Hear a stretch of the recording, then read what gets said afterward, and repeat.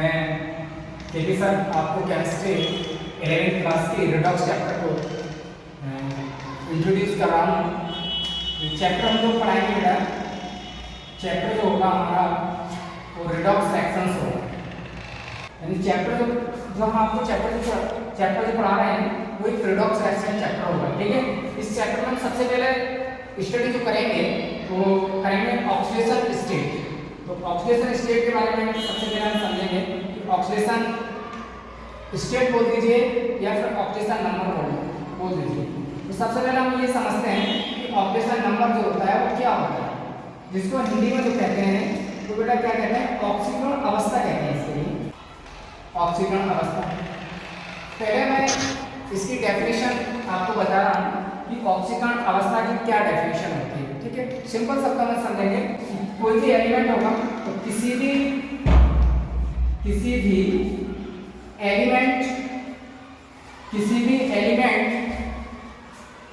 के एटम पर, कोई भी एलिमेंट हो और उसका कोई भी एटम हो, किसी भी एलिमेंट के एटम पर real charge and imaginary charge उपस्थित होता है, इमेजिनरी चार्ज उपस्थित होता है, उसे ऑक्सीडेशन नंबर कहते हैं।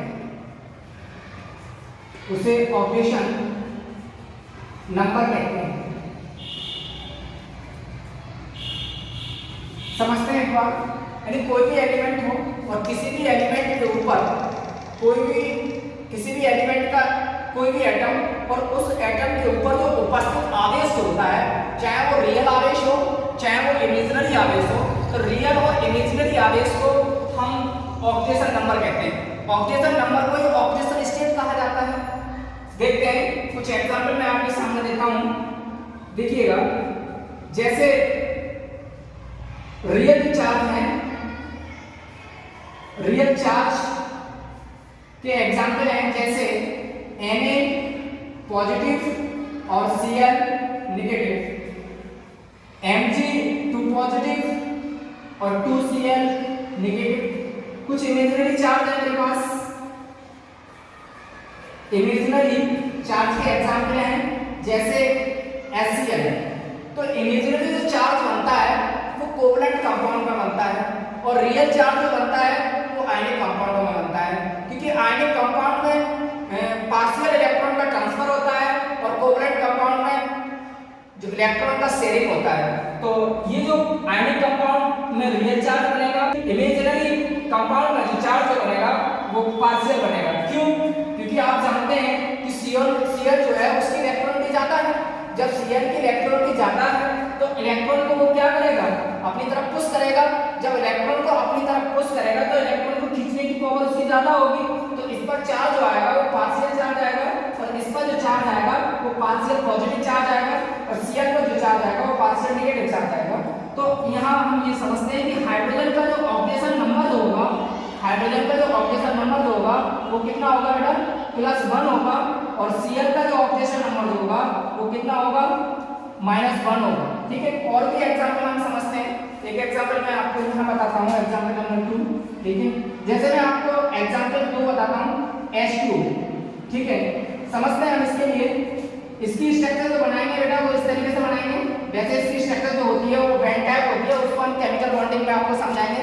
आगे चल के जो केमिकल बॉन्डिंग जो चैप्टर पढ़ाएंगे उसमें हम इसकी H2 की क्या स्ट्रक्चर होती है, उसकी क्या शेप होती है, बॉन्ड एंगल कितनी होती है, उसकी इलेक्ट्रॉनिटी क्या होती है, इन सारे पॉइंट पर आगे बातें करेंगे। ठीक है, केमिकल बॉन्डिंग में।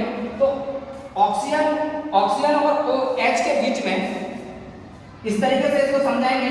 तो H जो है, H की इलेक्ट्रॉनिटी क्या है, कम है, ऑक्सीजन की इलेक्ट्रॉनिटी ज्यादा है।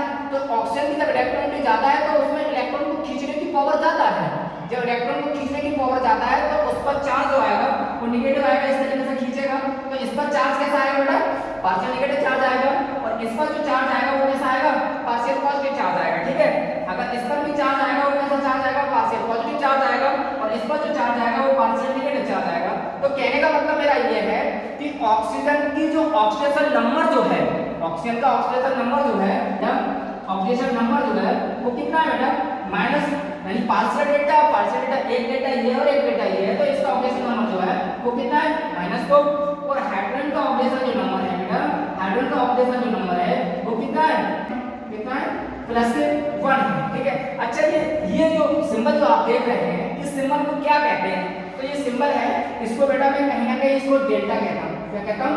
डेल्टा कहता हूँ। तो सुनिएगा, हाइड्रोजन का जो ऑक्सीजन नंबर, जो जनरल ऑक्सीजन नंबर जो होता है वो +1 होता है, और किसी भी हाइड्राइड में हाइड्रोजन का जो ऑक्सीजन नंबर जो होता है वो -1 होता है। जैसे कि अगर मैं सोडियम हाइड्राइड बताता हूँ, मैं आपको यहाँ बता रहा हूँ, इस जगह देखिएगा, अगर मैं यहाँ यूँ लिखूँ कि बताओ सोडियम हाइड्राइड में हाइड्रोजन का ऑक्सीजन नंबर क्या है, तो इस जगह सोडियम हाइड्राइड में सोडियम जो है वो धातु है और हाइड्रोजन जो है वो अधातु है।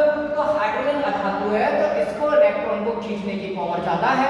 जब इलेक्ट्रॉन को खींचने की पावर ज्यादा है तो हाइड्रोजन पर कैसा चार्ज आएगा, नेगेटिव चार्ज आएगा, और सोडियम पर कैसा चार्ज आएगा, पॉजिटिव।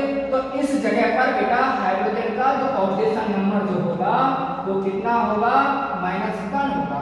तो किसी भी हाइड्राइड में, चाहे फर्स्ट ग्रुप के हाइड्राइड हो, चाहे सेकंड ग्रुप के हाइड्राइड हो, चाहे किसी भी हाइड्राइड में हाइड्रोजन का ऑक्सीडेशन नंबर जो होता है वो -1 होता है, और जनरली हाइड्रोजन का जो ऑक्सीडेशन नंबर जो होता है वो +1 होता है। ठीक है, थैंक यू सो मच।